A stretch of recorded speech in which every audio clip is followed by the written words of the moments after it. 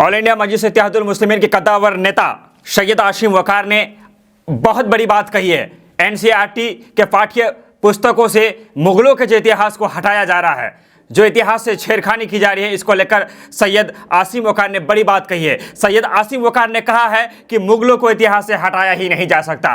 अगर हम मुगल काल को इतिहास से हटाने की कोशिश करेंगे तो फिर कई ऐसे इतिहास है जो जनता तक पहुंच ही नहीं पाएगा।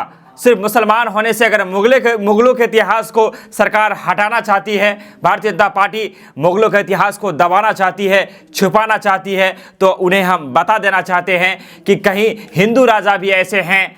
जिस तरह से आप बीरबल की दास्तां कैसे दुनिया को बताएंगे अगर आप मुगलों का इतिहास हटा देंगे, तेनाली राम का किस तरह से बताएंगे, भगवंत का किस तरह बताएंगे। कई ऐसी राजकुमारियां हैं जो मुगलों के रिश्तेदार थे, कई ऐसे बड़े राजकुमार हैं, बड़े राजा हैं जो हिंदू थे लेकिन वो मुगलों के ज़माने में थे। अगर आप मुगलों के इतिहास को हटा देंगे तो फिर आप शिवाजी की दास्तान को कैसे बताएंगे। क्योंकि भारत देश में, हिंदुस्तान में मुगलों का एक लंबा इतिहास रहा और कोई 10-20 साल की बात नहीं रही, बल्कि सैकड़ों सालों तक मुगलों ने हिंदुस्तान पर राज किया, शासन किया। इसलिए एक लंबा इतिहास, लंबी यादें हिंदुस्तान से जुड़ा हुआ है।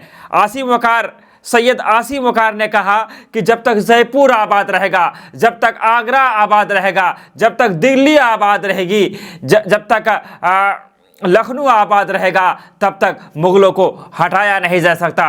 खास करके गूगल के इस दौर में मुगलों को हटाना आसान नहीं है। एनसीईआरटी के पाठ्य पुस्तकों से मुगलों के चैप्टरों को हटाने से सैयद आसिम वक़ार काफ़ी नाराज़ चल रहे थे।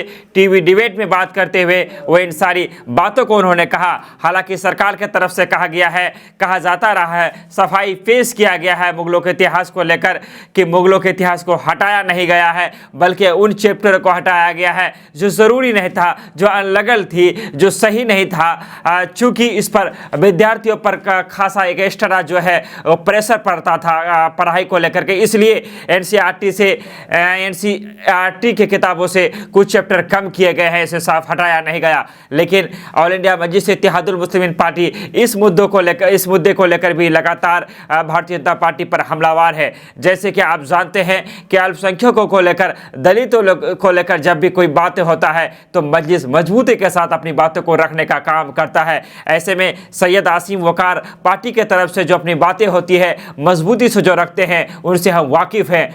इसलिए एनसीईआरटी पर को लेकर भी उन्होंने बड़ी मजबूती और बेबाकी के साथ अपनी बातों को रखा है। उन्होंने कहा है कि मुगलों को दिलों से नहीं मिटाया जा सकता, सिर्फ इसलिए कि मुगल मुसलमान थे। अगर उनके दास्तान को मिटाया जा रहा है, अगर इतिहास से छेड़खानी की जा रही है, इतिहास के किताबों से उन्हें हटा दिया जाएगा तो मुगल मिटने वाले नहीं हैं। क्योंकि अगर मुगलों को हटाने के बाद सिर्फ मुगल ही नहीं मिटेंगे, बल्कि मुगलों के साथ कई ऐसे हिंदू राजा भी है, हिंदू राजकुमार भी है, जो उनका भी दास्तान फिर आपको मिटाना पड़ेगा। तो ये कैसे कर पाएंगे। बहरहाल हम आपसे विदा लेंगे और आपसे गुजारिश करना चाहेंगे कि अगर आप चैनल में पहली बार आए हैं, हमें देख सुन रहे हैं, तो चैनल को सब्सक्राइब करें, बेल आइकन दबाएं, खबरों को दूसरे से शेयर करें।